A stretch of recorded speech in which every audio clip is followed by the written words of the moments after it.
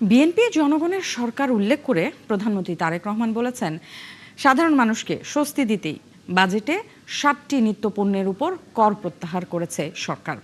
এরপরও বাজেট নিয়ে বিরোধী দলের সমালোচনা দেশকে অস্থিতিশীল করার প্রচেষ্টা বলে মন্তব্য করেছেন তিনি।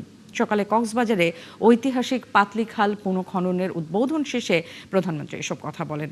এ সময় আশ্বাস দেন, আগামী 1 বছরের মধ্যে 8 থেকে 10,000 কৃষকের কাছে কৃষি কার্ড, নারীদের স্বাবলম্বী করতে ফ্যামিলি কার্ড পৌঁছে দেওয়া হবে। মোহাম্মদ হোসাইনের প্রতিবেদন।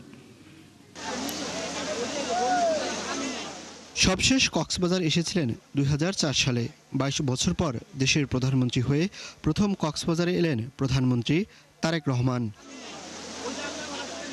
শনিবার সকালে বিমানযোগে হযরত শাহজালাল আন্তর্জাতিক বিমানবন্দর থেকে কক্সবাজারে আসেন প্রধানমন্ত্রী। আষাঢ়ের আগাম বৃষ্টি, বৈরী আবহাওয়া উপেক্ষা করে দিনের প্রথম কর্মসূচি পিএম খালের পাতালি খালের পুনর্খনন কর্মসূচিতে যোগ দেন প্রধানমন্ত্রী। কোদাল হাতে মাটি কেটে বাবা শহীদ জিয়াউর রহমানের স্মৃতি বিজড়িত এই খালের পুনর্খননের উদ্বোধন করেন সরকার প্রধান। পরে পথসভায় যোগ দিয়ে তিনি বলেন, ভোটের কালির দাগ শুকোনোর আগেই প্রতিশ্রুতি বাস্তবায়ন শুরু করেছে সরকার। আগামী 5 বছরে 20,000 কিলোমিটার খাল খনন করবে তার সরকার।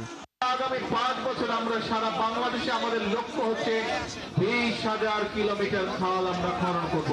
ভোগান্তি ভুলে চলে আসুন রিগালে। ওয়ারেন্টি সহ স্টাইলিশ কালেকশন নিয়ে রেডি রিগাল ফার্নিচার। কারণ এই খাল, এই যে পাতালি খাল, এই খাল খনন করার ফলে আমরা দেখেছি প্রায় 40,000 মানুষ উপকৃত হবে এই এলাকার। প্রায় 1200 হেক্টর জমিতে পানির সুবিধা পাবে কৃষিকাজের সময়। আগামী 1 বছরের মধ্যে 8 থেকে 10,000 কৃষকের মাঝে কৃষি কার্ড, নারীদের স্বাবলম্বী করতে দেয়া হবে ফ্যামিলি কার্ড। কালি শুকানোর আগেই আমরা ফ্যামিলি কার্ড দেওয়ার কাজ শুরু করেছি। এই সেই ভোটের কালি শুকানোর আগে আমরা কৃষক কার্ড দেওয়া শুরু করেছি। ভোটের কালি শুকানোর আগে আমরা খাল খননের কাজ শুরু করেছি। ঠিক যেভাবে ফ্যামিলি কার্ডের কাজ শুরু করেছে, ইনশাআল্লাহ আগামী 1 বছরের মধ্যে বাংলাদেশের প্রতিটি উপজেলায় আমরা চেষ্টা করছি প্রত্যেক উপজেলা 8 থেকে 10,000 মায়ের হাতে আমরা এই ফ্যামিলি কার্ডের সুবিধা তুলে দেব। এ সময় বাজেট নিয়ে বিরোধী দলের সমালোচনার জবাবে প্রধানমন্ত্রী বলেন, যারা দেশের স্থিতিশীলতা চায় না তারাই এই বাজেটের সমালোচনা করছে। বিরোধী দল দেখলাম বলছে যে এই বাজেট তারা মানে না, গণবিরোধী বাজেট মানে না।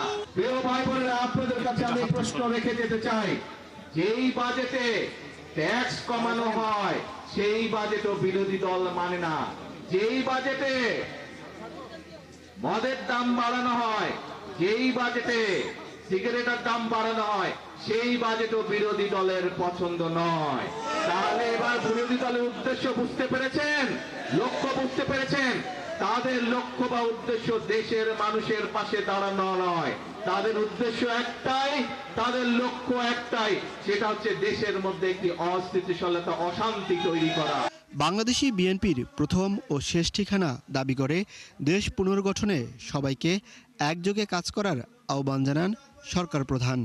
দেশ আমাদের সকলে, এই দেশই আমাদের প্রথম ঠিকানা, এই দেশই আমাদের শেষ ঠিকানা। সেজন্যই আমরা বলি, এই দেশকে গড়লে আমরাই ভালো থাকবো, আমাদের সন্তানরাই শান্তিতে থাকতে পারবে।